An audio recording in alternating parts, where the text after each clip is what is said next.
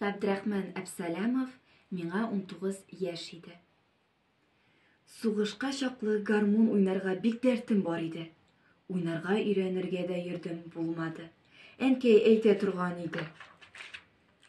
Күңел бирмисең, көзгө алдында бу хәтле басып торганчы гармун уйнасаң, өйрәнмәс идеңме? Аю әнә биергә дә өйрәнә ич. Әйе, аю биергә дә өйрәнә, ә мин гармун уйнарга да өйрәнә алмадым. Кайтсам өйрәнер идем. Кайтсам, бу мөмкинме?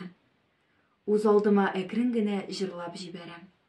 Әнкәй мине тапкачтан, ак биләүгә биләгән, ак биләүләргә биләгән, бәхетле булсын димәгән. Ак чиләгем мөлдерәмә, сулары тамып тора, бергә чакта берни түгел, аерылгач сагындыра. Башка татар солдатлары да моңланган чагында туган җырны сузалар. Әллә нәрсәләр искә төшә, әллә нәрсәләр сагындыра. Кинәт самолет тавышлары ишетелә, ул да булмый. Дошман безнең тирәне бомбага тота башлый.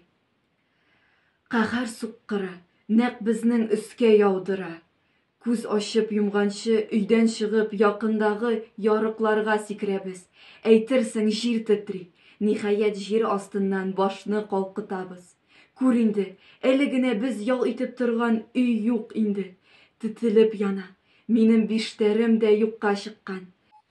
Миштәр төбендә Мөслимәнең хатлары ята иде. Мин аларның барысын җыя барган идем бит. Менә шул бик кызганыч булды.